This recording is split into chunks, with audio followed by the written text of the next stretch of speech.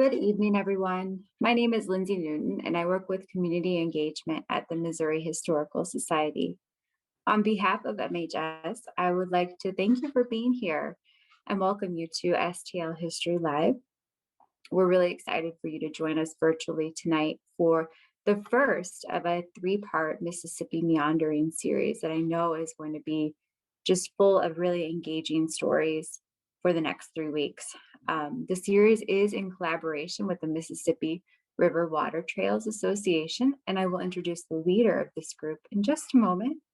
Again, really excited for you all to join us for tonight's conversation with two incredible individuals who kayaked the length of the Mississippi River.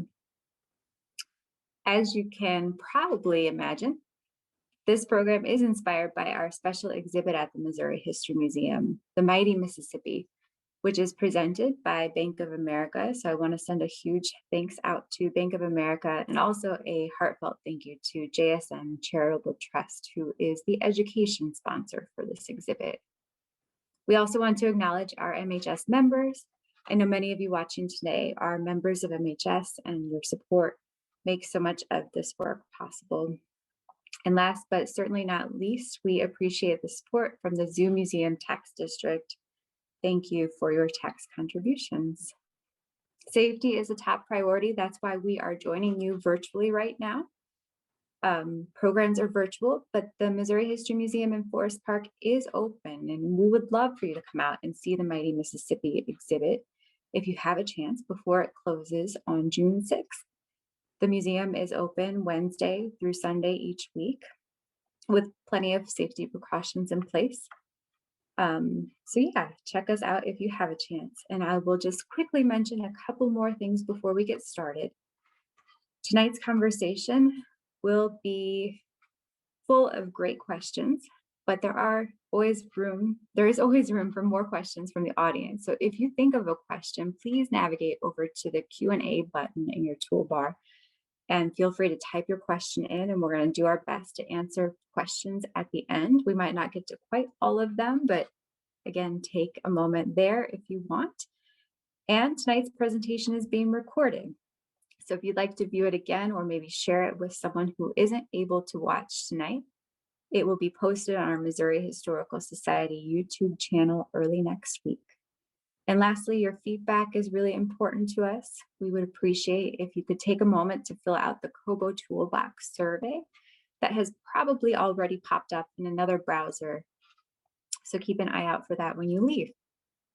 And with this, I am going to turn it over to Melissa Sauter, the president of the Mississippi River Water Trails Association. Melissa, thank you so much for your partnership, for being here tonight. We are just really excited. Enjoy, everyone. Thank you very much, Lindsay. Again, my name is Melissa Sauter, and I'm the current president of the Mississippi River Water Trail Association. The water trail is a 121-mile-long route down the Mississippi, and it starts in Saverton, which is near Hannibal, and ends at the pretty much downtown St. Louis. The trail was recognized in 2012 by the National Park Service, and it is part of a larger national water trail system. Our local association is made up of a group of volunteers, and our purpose really is to connect people with the river and the surrounding shoreline. With this connection, we really hope to inspire people and the public to enjoy safe recreation on the river. And eventually, we hope that this will lead to a desire to protect the resources of the Mississippi River. You can find our Water Trail Association on Facebook, Instagram, and our website, the MississippiRiverWaterTrail.org. Our website is loaded with lots of great trail information. We have paddle trip descriptions from the beginner paddler all the way up into the expert paddler. We have an online river trail map that includes access points, rest sites, camping sites, and other landmarks and features of the river. We also have a calendar that shares our upcoming events. And I did want to mention that this year we are hoping to host our annual Paddle Fest on June 12th, which is open to the public. So if you'd like to try paddling on the Mississippi River in Ellis Bay, you're welcome to join us up at Riverlands. And also we encourage everyone to register as members of the Water Trail. Membership includes access to special paddling events, discounted paddling clinics, and our newsletter. And we'll also send you a Water Trail sticker. Membership is only $15, and anyone who signs up as a member between now and actually between last October and March 31st is eligible to be entered into a drawing. And we have some wonderful, wonderful surprises. Prizes. This year's raffle prizes include a private guided paddle trip on the Mississippi for 4, Alpine Shop gift cards, and the last potential prize is a signed copy of Road Tripping the Great River Road, written by our very own board member from the Mississippi Water Trail, Dean Klinkenberg. And I'm going to pass it on to Dean now. Thank you. Well, thanks, Melissa. As she mentioned, I'm Dean Klinkenberg. Hi, everybody. I'm on the board of the Mississippi Water Trail Association, and I get to be your host this evening. I'd like to echo Melissa's gratitude to the Missouri History Museum and to our sponsors. Typically, we have our annual event, the Mississippi Meanderings, in person in January. It's kind of our way of getting people to dream of warmer weather and being out on the river. So we're really grateful to the Missouri History Museum this year for working with us to hold this event online, so we didn't have to skip a year. This is the first of 3 events. Next week, we're going to hear from longtime river pilot Lee Hendricks. And on the 18th, we're going to hear from Dr. David Evans, who's going to talk about songs inspired by the Great Mississippi River Flood of 1927. But tonight, I am absolutely thrilled to introduce you to 2 amazing people. They're part of a small group of dedicated individuals who have paddled the length of the Mississippi River from its source at Lake Itasca for 2,300 miles to the Gulf of Mexico. Maya Dizak spun a summer adventure into an academic project. In the summer of 2019, she kayaked the Mississippi River and sampled microplastics alongside fellow student Michael McGuire, who served as a documentarian and support. When Maya reached the Gulf of Mexico, she became probably the youngest woman to have paddled the Mississippi River solo. She was 20 years old at the time. Her research on microplastics in the river continues to this day. Hi, Maya, are you there? Hi, Dean. Hey, hi, everybody. Welcome. So Stan Stark descended the river in 2020 at 81 years of age, making him the oldest person to complete the trip. Stan traveled the world during his 22-year career as a Navy Seabee. He and his wife, who he fell in love with while he was stationed in Italy, have 3 children. Stan is an avid kayaker. He participates in 10 to 12 competitive kayak races each year, as well as sea kayaking and expedition paddling. Hey, Stan, how you doing tonight? I'm doing great.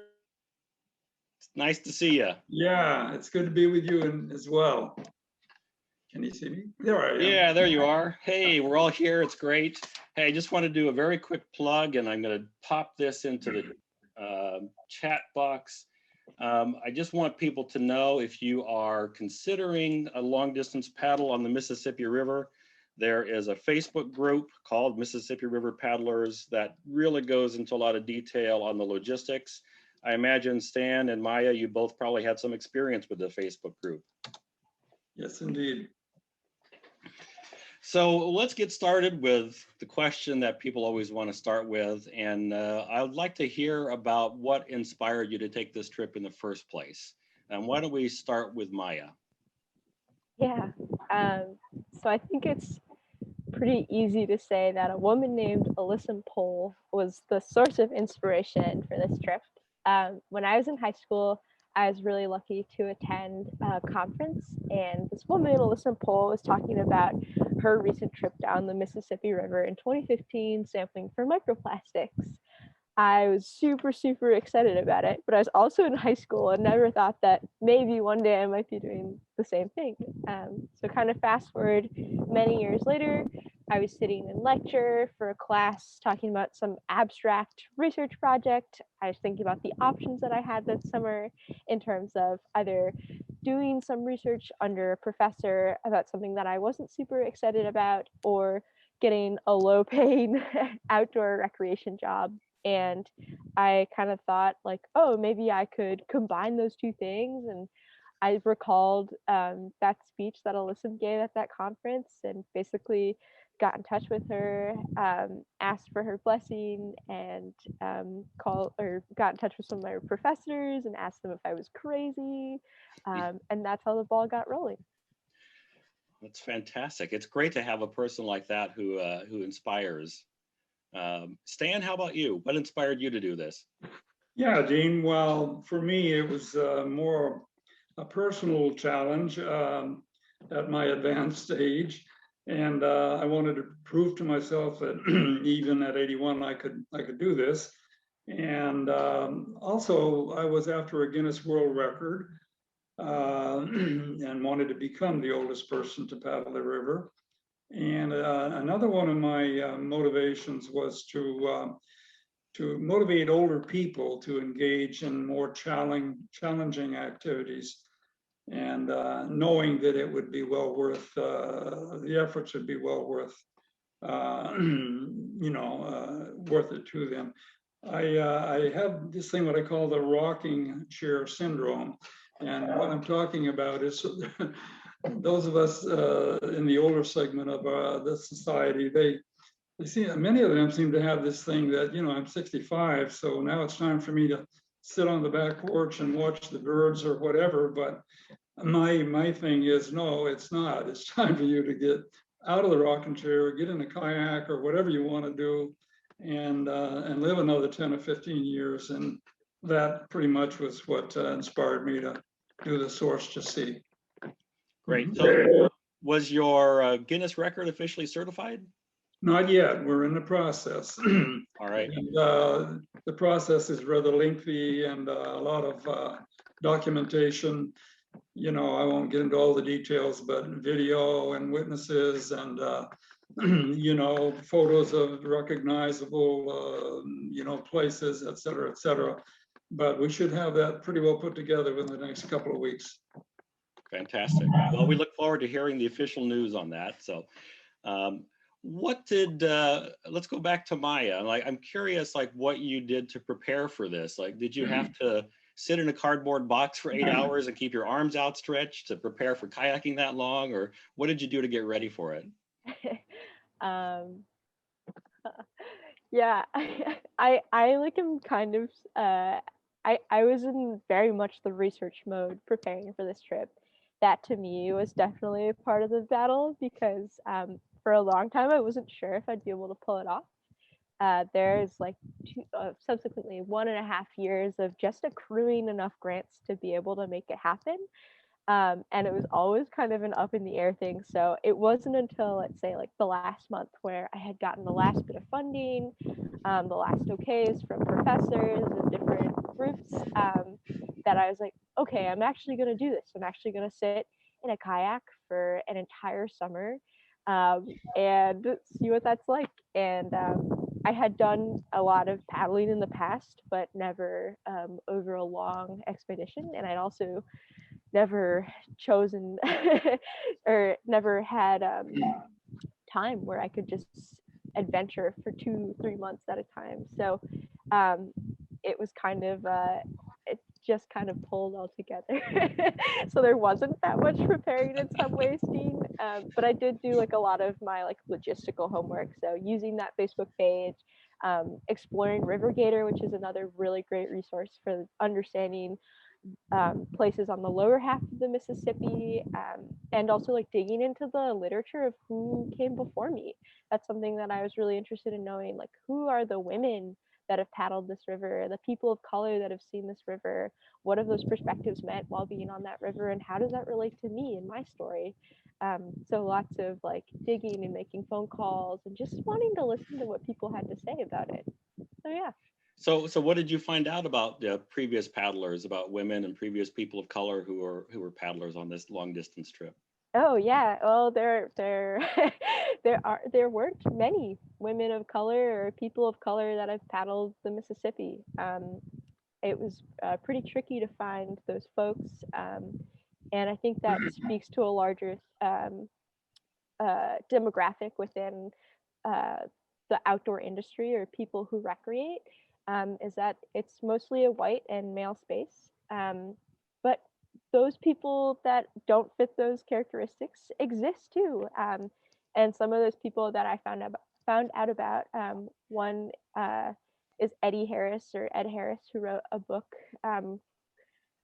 about his experience going down the Mississippi as a Black man in the 80s. And that was a really amazing resource to think about how race might play a role in my experience down the river as a woman of color.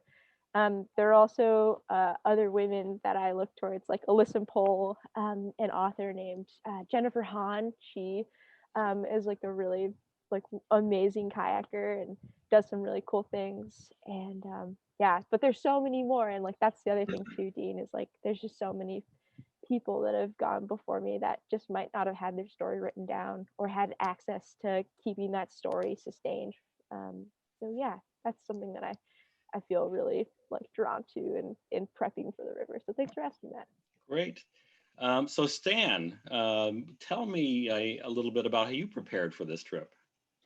Yeah, well, you know, being a long time paddler, I didn't really have to start from scratch with respect to, you know, kayaking in general. But what I did was I turned to a lot of people I know,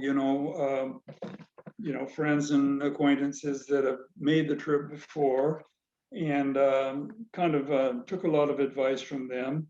I spent a lot of time researching the river on Google Earth and what have you.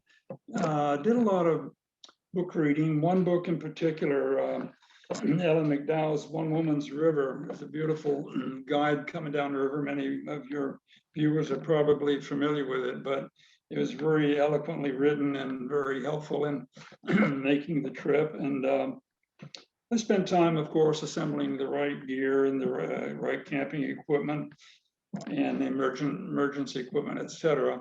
Well, I've done a lot of traveling, kayaking locally and regionally. This was a first for me to go on such a lengthy expedition, but it all came together. And as Maya said, you watch others that had come down the river. There's been a lot of records set. For example, there's this one young lady, Lou Ann Harris, that came down a couple of years ago on a stand-up paddleboard solo, and that's a pretty interesting feat, and others, and of course some of the old timers like my good friend Dale Sanders and Janet Sullivan Moreland. She's a legend. She's done all three of them, Missouri, the Mississippi, and of course she even took on the Yukon. Yeah. So anyway, yeah, I took advantage of other people's experiences and, knew how to, knew kayaking in general, and it all worked out well for me. Cool. So I think we had a question already. I should have clarified this in the beginning. Somebody asked if Maya was next to the Mississippi right now, and Maya is actually in Port Townsend, Washington, and Stan is down on are you in Gulfport, Mississippi, or? Yes, I'm in Gulfport, Mississippi. So we're covering a wide swath of the United States here tonight. And I know I do have another question that popped up. Melissa wanted to follow up with Maya. Were you ever nervous doing the trip as a solo female? And if so, how did you deal with that on the trip? I was nervous before the trip, after having talked to other women about their experiences and also kind of the world we live in. And when people asked me what I was nervous about, or if I was worried about animals or bears, I'd be like, no, I'm worried about humans. They're pretty unpredictable creatures. I can't do what I do with bears. I can't play dead. I can't yell at the bear. I can't do that to humans. But like I said, humans are unpredictable creatures. And just about every time I thought I was going to have an encounter that was uncomfortable or was worrisome, pretty quickly I realized that human totally blew that expectation out of the water. There wasn't a single encounter I had with the person where I ended up feeling uncomfortable or anything like that. And yeah, people are super unpredictable, but I think what I've learned from the river is that most people are out there for good reasons and doing things to help other folks, which I feel really lucky and grateful to have that perspective. But yeah, I came in a little skeptical, and then I think I left realizing that people are amazing. Like the river really brings out the best in humanity, I think. Oh, yeah. People on the river are happy to give, right? Like that. Proud Mary. So what do you, and I'll start again with Maya for this, and then we'll go to Stan, but what do you think we can do to make the river a more welcoming place for a wider and more diverse group of people? Oh, If you want to think about that and let Stan take a shot at it, then I'm happy to do that too. Like, yeah, I'd love to marinate on it. all right. But I don't want to throw Stan under the bus here. Well, let me go to Stan- Stan for just a second, and I'll ask him sort of like the same kind of question. Like you're coming at it from a different perspective as an older person traveling down a river that a lot of people associate with being a physically demanding experience. What can we do to sort of make the river more welcoming to everybody, to entice more people out of their rocking chairs and onto the river, and a more diverse group of people? One of the most interesting segments of the river is through the state of Minnesota, and Minnesota does a lot, to entice people, if you will. One thing I would recommend is that they put a little more effort into upgrading their camping spots along the river. That particular segment from the headwaters down to Bemidji, most people say if you can make it to Bemidji, there's probably a pretty good chance you can make it all the way to the Gulf. But I think that there's room for improvement on the camping spots. That would be really nice. Some of them aren't very well maintained, and and I'm not complaining. I'm just offering a little bit of, things that I think might help along the river. Other than that, you get on the main part of the river is what the river is. You have to deal with it. So there's not too much they can do in terms of camping places. There's plenty of sandbars and whatever. That's probably the only thing that comes to mind right off the top of my head. Cool. Maya, do you want to jump in with something, or do you want to move on to another question? Or Oh yeah, I'd love to share a little bit about what I was thinking about. go for it. Yeah, I think about this a lot in terms of diversifying the outdoor spaces. If you didn't know, in the US, basically, there's a huge disparity between who uses our outdoor spaces. And like I mentioned earlier, those spaces are primarily white. And I think what's really important is in order for these spaces to be conserved and basically kept pristine and beautiful and accessible to folks, we need to broaden the people that use those spaces for a whole host of reasons. But in terms of the Mississippi, what I think is so central is making sure that the stories that we're sharing include the people that have done this river, that come from different backgrounds, all in all. And that can stem from things other than just race, for example, but things like gender and sexuality, socioeconomic advantages, for example, and just kind of privilege as well. And there's a whole variety of that in the paddlers that we have seen. And I think it's really important to be able to share those stories as quickly as we are able to share the stories of the mainstream. So that's kind of where I see maybe the Mississippi changing perspectives in terms of making sure that people feel welcome because folks have come before them, and also making them feel welcome and taking a risk and making strides for their identities and making sure that they feel like the river is a place where they can be free to be who they are and make space for people to come and enjoy it and recreate. Awesome, thank you. It's so important to hear those stories from from people who have had the experience. I did want to mention one book that just came to mind as you were talking. It was called Down the Mississippi with Stinky: Two Women, a Canoe, and a Kitten. So it's, are you familiar with the book, or are either of you So it was written by Dory Bruner, and I think she wrote it about 40 years actually that she took the trip. She and a friend, another woman, paddled most of the Mississippi in 1960. So if you get a chance to read the book, it's really an interesting, fascinating read. And they were very clearly experienced with outdoors adventures anyway. So I'll pop the name of that book into the chat box for people who are interested. But that also, there was a question from somebody who's watching tonight. Do either of you plan on writing a book about your experience? Stan, are you working on a book? I'm working on a book written by a well-known author, David Miller, and it's entitled The Complete Paddler, and it's a handbook to doing the Missouri River. So I think no, I'm not writing a book, and I don't think I will. I think one time before you had mentioned something, if you did write a book, what would be the title of it? And I may be jumping the gun, but if I did write a book, I would entitle it Majesty and Myths of the Mississippi River, because there are a lot of myths. It's not as bad as people think it is. It's better. We'll get to that too. We'll come back to that point. Okay. Maya, do you have any interest in writing about your experience? I gotta get through writing a paper first about microplastics before I even think about that. Do you have any updates you can give us on the status of the research you did? So tell us very quickly again, because you had two things to prepare for when you did this. You had to physically prepare for paddling a long distance, but you were also doing research along the way. So tell us quickly again about the research that you did and where things are at with that. Yeah, so on the way down the Mississippi, I wanted a sample for something called microplastics, which are plastics defined by the government as any plastics that are smaller than 5 micrometers.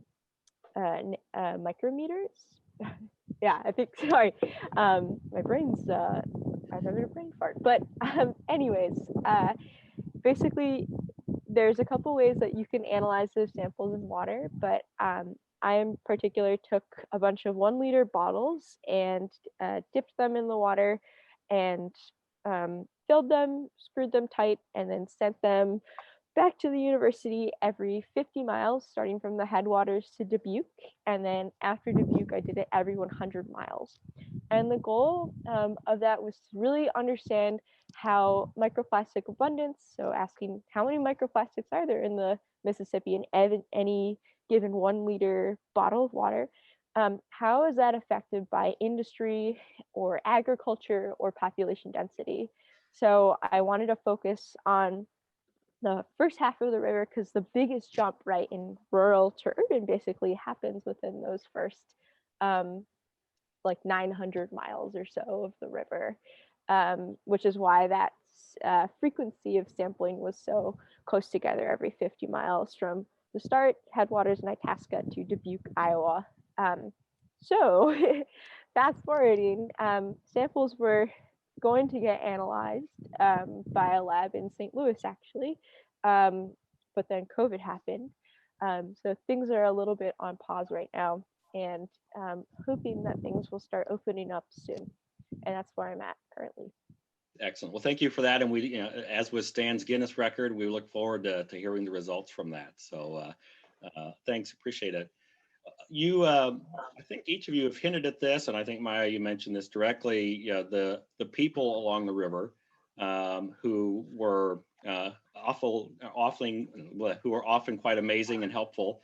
I wonder if you each might have a story you could share about a time a river angel stepped in to help out when at a particularly good moment, or with a good story about, we call the folks river angels who live along the river, or most of them live along the river and help people who are coming down.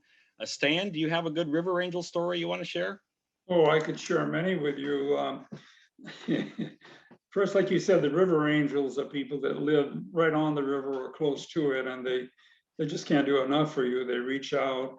It's kind of a two-way thing, though. They obviously they're a great assist to the through paddlers, but they enjoy very much learning about the people that are paddling the river.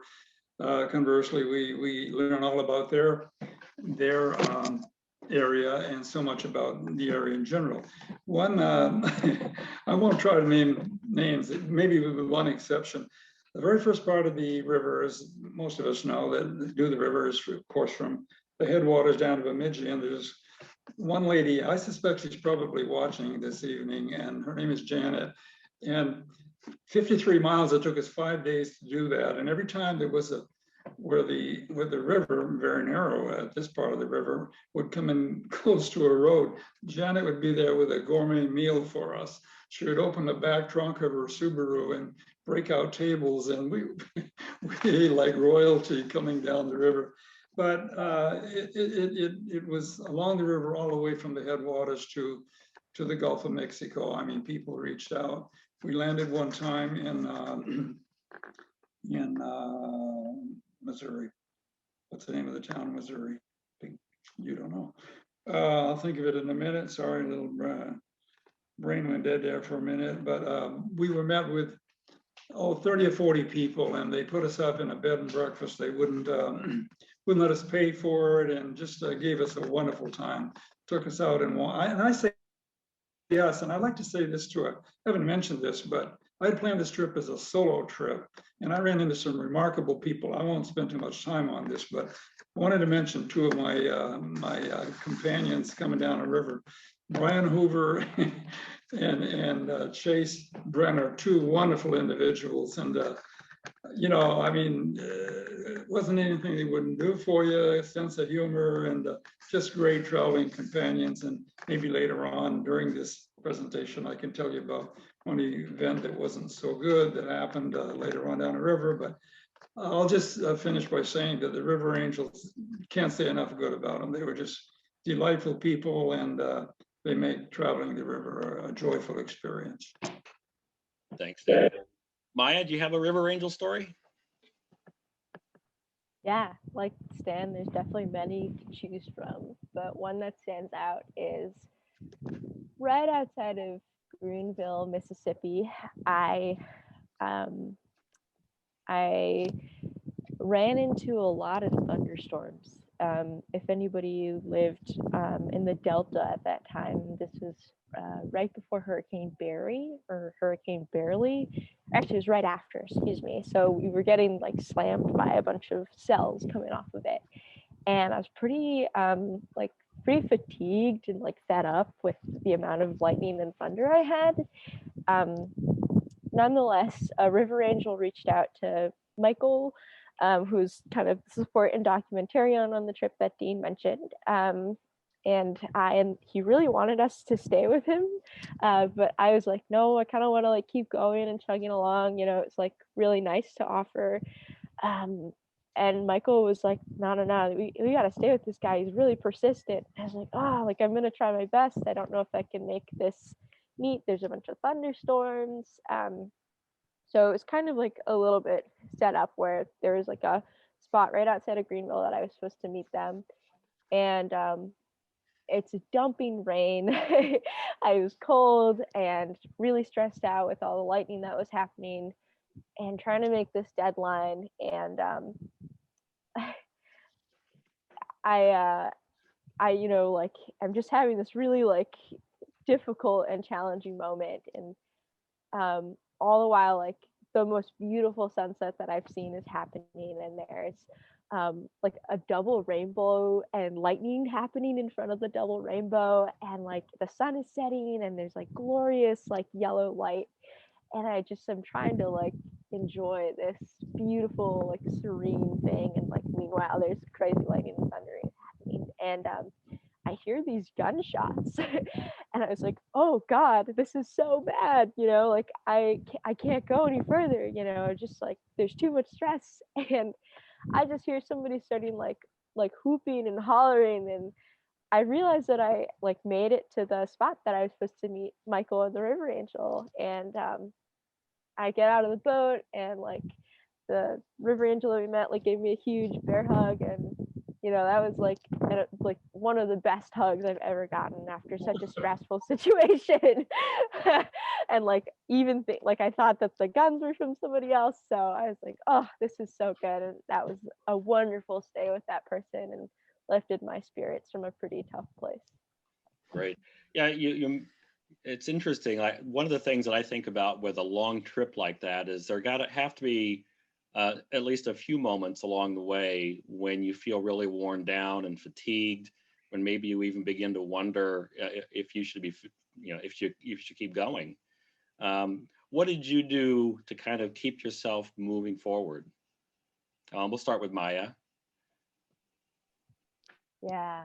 I think there is a sentiment that I mentioned in that story, but uh, you just kind of have to lighten up sometimes. And that was definitely a motto of like keeping morale and spirits high, especially when I was just like, the river was a little different that year. In 2019, there was a ton of flooding, so there wasn't really anywhere to pull off to find dry spaces, especially in a whole host of like difficult weather systems coming in. Barges would also cut corners on the river, so that meant when I was trying to go around a bend, they were way out of their main channel lane, so barges would also try to cut corners going upstream as I was going downstream. So I was always just kind of on edge. And when I spent some time with Quapaw Canoe, which is a really awesome canoe company in Clarksdale, and they do a lot of really awesome work with youth and getting youth on the river. I spent a lot of time with Mark River and John Rusky, and they taught me so much about just like loving the river as it is and finding little bits of joy, even if those situations are tricky. And that like spending that time with them was so formative in like developing that sense of like joy and childlike wonder. And like it made me really get through some really hard situations where I was, stuck in lightning. It made me like stop, calm down, take a few breaths, and just watch what was happening in front of me, for example. Or on a really hot day, instead of, like chugging through and, keeping down the river, like they inspired me to like pull off and just like take a dip or like jump out of the boat, things like that. And that was really important in like mitigating that like chronic stress or fatigue that I think quite a few long distance paddlers might get. I love that. Thank you. Stan, how about you? What did you do to keep on persevering? Keep on keeping on. Well, we were very fortunate weather-wise. We never lost a day paddling to rain. We did have a couple of very severe storms at night. I can remember on 2 occasions lying on my back with my feet up against the loops on the tent to hold it together. They were short-lived, but they were severe. Initially, it took a while to toughen up to a routine of 8 to 10 hours a day, but wasn't doing a race, was doing an age issue. So, we kind of took it easy, and I can't say that fatigue was really an issue coming down the river. Yeah, so it went pretty well. Great. So there are a couple of questions I'm going to pop over to real quick that are relevant. Let's see, where did that one go? I know one person is wondering, Stan, are you looking at kayaking the Missouri River now? Is that a possibility? That's a possibility. That would be a bit more of a challenge than the Mississippi because of its remoteness, excuse me, and the 4 large lakes up there that are large lakes and serve as reservoirs and wind conditions. This is what I'm learning from doing some research already. And yeah, I'm thinking about it. I'd only be 82, and I think I may give it a shot, but I haven't pulled the trigger on it yet. Yeah. You're still young enough, right? Maya, would you consider another long distance trip like that? Oh yeah, it happens all the time. It just takes looking out the window, and I consider it a lot. So remind me, Maya, how long were you on the river? How long did it take you to go from Itasca to the Gulf? Took me exactly 61 days. I lost a couple of days here and there due to Hurricane Barry. I cracked my boat on the second day of the trip. General foolishness. And probably like all in all, spent about a week off river. So just staying with River Angels, taking a rest day, meeting with folks and River Angels and community members down the river. So And you were on a schedule anyway, right? You kind of had a fairly firm date you needed to be off the river. yeah, I had to be back in Vermont by I think August 1st, and I started May 25th. Right. Yeah, so it was a good time crunch. And Stan, how long was your experience? Yeah, I started the 15th of July last year and ended up at Poor Deeds on election day, the 3rd of November. We were 112 days and we got held up and we got to New Orleans. We also had a hurricane come through and I came back to Gulfport for 3 or 4 days back on the river. So actually paddle days were about 90. We paddled about 90 days. We would average 25 to 30 miles a day, but overall was 112 days to complete the expedition. Mhm. So Stan, what do you think you learned about the Mississippi from spending all that time out there? What did I learn about the Mississippi?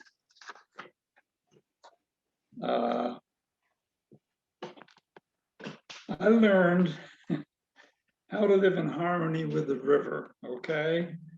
To understand the inherent challenges, both natural and man-made, that you'll encounter, and how to react to these challenges when you come across them, and you will.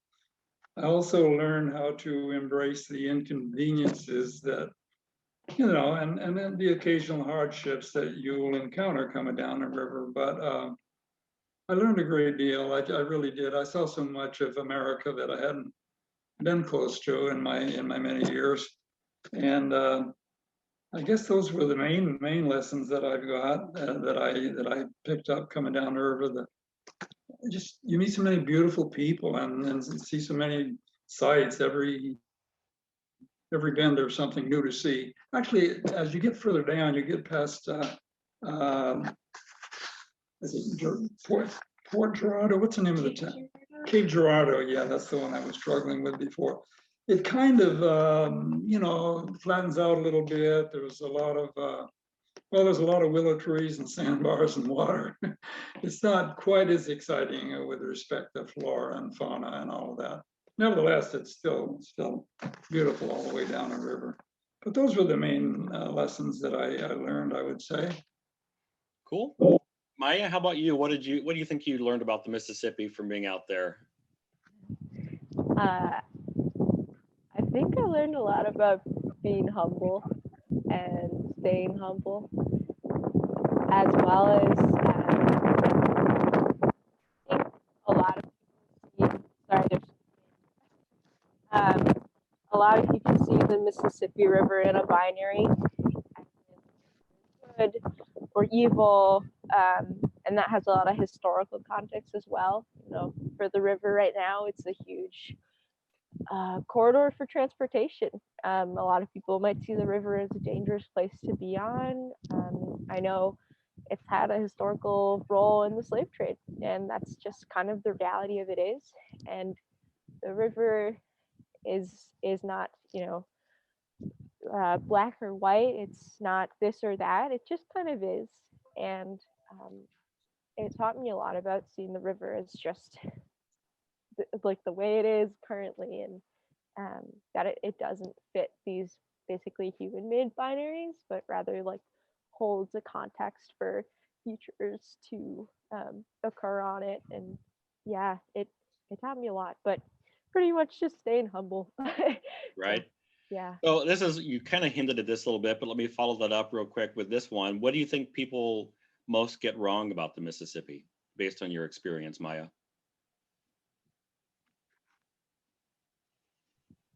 Oh, that's yeah. I think it's in line with that. It is what they make it in their minds, and that it's just a river, and you personify it to how you choose. and that it's a place of a lot of beauty, and also can be a place of a lot of distraction. And that's just the reality of it, is that it just is the way it is. Awesome. Stan, what about you? What do you think people get wrong about the Mississippi?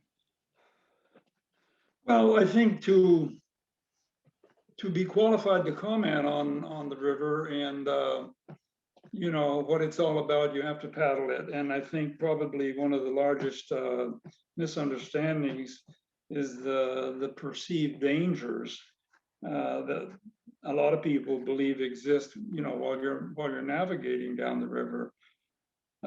These stories you hear about giant whirlpools that will scoop you up and spit you out 10 miles down the river, that's not true. And these 12, 15-foot wakes that the push boats make, pushing their toes up the river, that's not true either, you know. So there's a lot of, you know, myths about the river that aren't true. Certainly there are inherent risks on the river, but for the most part, they're manageable, and with common sense and a reasonable degree of boat handling expertise, you're going to make it fine. You know, you got to know how the barge tows work, how the push boats push those large tows up the river. You got to know which side of the barge line to be on. You know, you don't want to get, you know, between the shoreline and 50 feet from a tow, or you're going to have some serious water to deal with. But by and large, I consider it to be even things like the eddies that are created by the wing dams and all.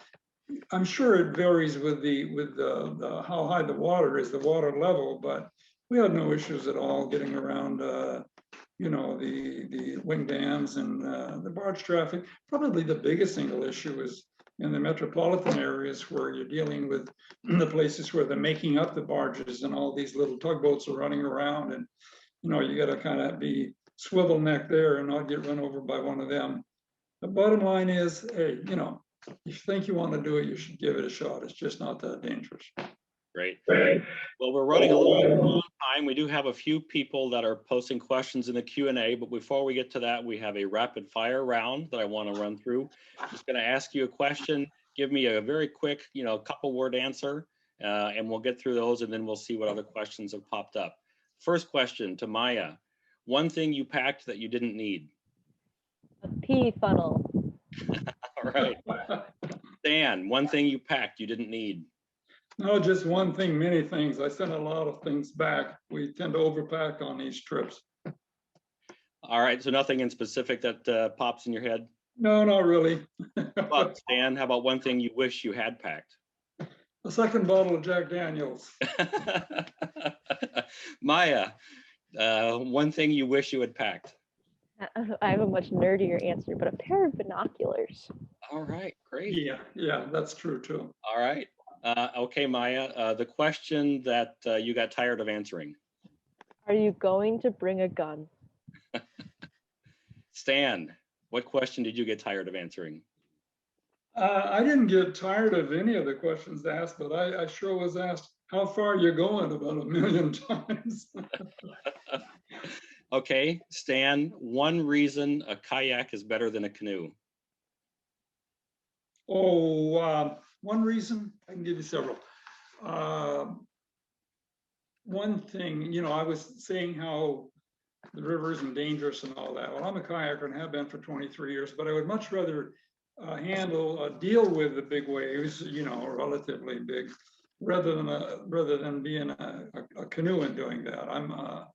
I guess what I'm trying to say is I see the kayak as a much more practical vessel to come down a river in. Mainly, yeah, that reason. Yeah. One reason a kayak is better than a canoe. Dean, I love canoes. It's a palindrome. It's pretty cool, but it's the only thing that it's got enough on. All right. Well, then to be fair, I'm going to flip it and tell me one reason a canoe is better than a kayak. You can put whatever you want in it. A friend, 2 friends, as many friends as you want, as long as it doesn't sink. I Great. don't see what's wrong with that. Dan? And a big wave too, right? You can put that in the canoe too. All right. I am going to throw a few more questions here from the people who are participating tonight. Many think the river is dirty. What was your impression? Either one of you have a thought on the river being dirty? Maya? Yeah, I think that goes, that is a question of like personification in some ways too. It's like, what is dirty? And does dirty mean muddy? Does dirty mean there are barges? Does dirty mean there are people on the river recreating? It's a really good question. To me, the river was not dirty. I thought it was a really beautiful place, even if there were a lot of barges in some areas, or even if the river was muddy, even if it smelled a little different. But yeah. Great. Sometimes we confound muddy with dirty, and the river is often muddy, but that doesn't necessarily mean that it's, bad for you. Let's see. Dean, could I just add one thing? Sure. Yeah, I tend to agree with Maya on that. I found the river beautiful all the way down, and with respect to dirty, like trashy, around the large industrial areas, you'd see quite a bit of it. But for the most part, coming down the river, I didn't see a lot of trash along the way. But anyway, I guess we mutually agree on that issue. Great. So we have a question here. I kayaked the Mississippi lately from St. Louis to Cape Girardeau. Did you find the swells to be a little daunting? Stan, did you have any issue with the river swells? From Cape Girardeau down to Any Missouri. part of the river? No, not really. No, not really. Again, and I'm not bragging by any means, but I mean, having kayaked a long time, I see a sea kayak as the vehicle, the boat to be handling, the waves you're going to get, and the prop wash from the push boats, and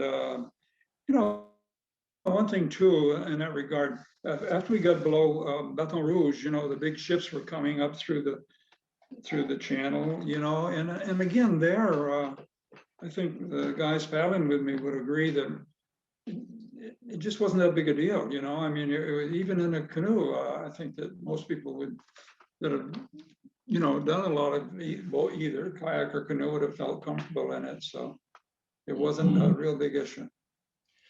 Stan, you were also raising money for an organization as part of the paddle. Can you just say a couple words about the group you were supporting? Yeah, I was raising funds for an outreach group for homeless veterans. It's a facility located out on the Olympic Peninsula in the town of Forks.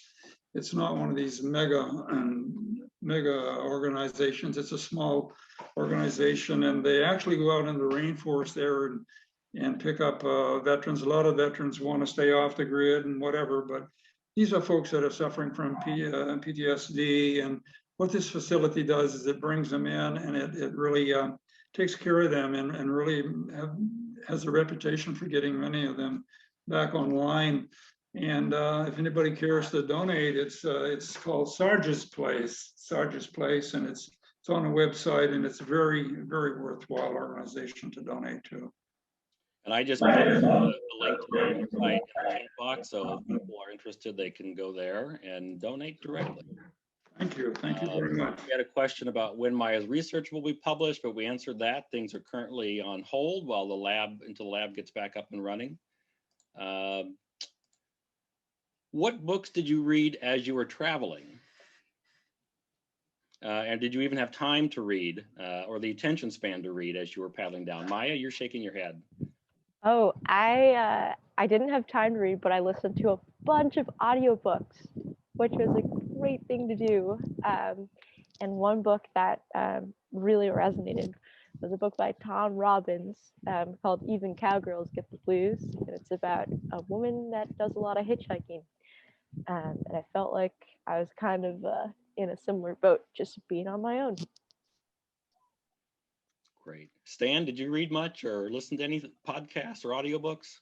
No, I didn't. I really didn't. We would paddle for the most part till dark. And 81, I guess I was pretty tired. Kind of went to bed. I did not do much reading coming down the river. I'm doing reading now, though. Great. Getting ready for my Um, trip. Tell us very briefly, we got about 5 minutes left, I think, for a couple more questions. So why don't I'll go to Maya first on this. Just tell us real quickly about the type of boat that you used. And did you use the same one for the entire river or did you switch out? I used the same boat for the entire river. It's a fiberglass sea kayak that was really nice and I'm super privileged to have. But it also made me realize that you could go down the Mississippi in a lot of different things and have just as much fun. Stan, what boat did you use? I used the same boat from start to finish, and that wasn't it. My decision. Guinness required that. I didn't know that when I started this venture, but a few days before I left to go up to the headwaters, that's what we were notified about from Guinness. So my plan was to bring a beater boat, that's what I call a beater boat, and let it take the beating from the headwaters on down to Bemidji. And unfortunately, my brand new 17.5-foot Current Designs fiberglass boat got beat up real bad. So it's going to have to go to the hospital for a couple of weeks here to get straightened out. And I would strongly recommend for anybody that's thinking about doing this trip, do not do it in a fiberglass boat. Because if you do, you better add a few extra bucks to have it repaired when you get home. That's my story and I'm sticking to it. All right. There are a few questions on some of the nuts and bolts about water and resupplying and those kinds of things. I really encourage folks, if you want to learn more about that, to go to the Mississippi River Paddlers Facebook group, where you can, if you're curious, you can go into those kinds of details there. We have a question from Michael in Minneapolis for both of you. If you were going to pick one place anywhere along the river, town, city, natural area to go sit to for a day, where would it be and why? Stan, you're up first. I would probably, assuming that I had my kayak with me, go back to Bemidji and probably paddle around in Lake Bemidji and from there on down the outlet of Bemidji for a few miles. I got to tell you, hey, it's beautiful all the way down to Port Eads, but the whole state of Minnesota, and particularly that area, that first 100 miles or so past Bemidji is truly extraordinary. Fantastic. I love it up there too. Maya, now you get to pick a place. Where do you want to go back to and spend a day and hang out? When I paddled the river, it was really flooded. But I'll say that the driftless region of Wisconsin and Minnesota holds a special place in my heart. And I never got to sit on a sandbar in that area the entire time. But I don't know if this is the same Michael that I know in Minneapolis. But Michael, yeah, I would definitely eat like a sandwich on a sandbar with you somewhere in the driftless region. That's where I'd like to go back to. Great. I can't thank you enough for sharing your experiences, Stan and Maya. We're at 7:30, so I think we probably got to bring it to an end. Thank you so much for taking the time, and this is very inspiring. And some of the comments also mentioned that as well, about how inspiring the two of you are. We're really grateful for having this discussion with you tonight. Thank you. And I'm going to hand it off back to Lindsay. Thank you very much, Dean. Thank you. Oh, that was nice.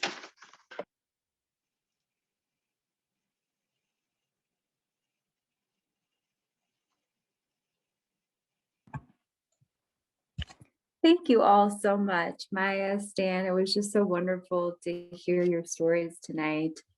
And thank you, Dean, for moderating such a wonderful conversation.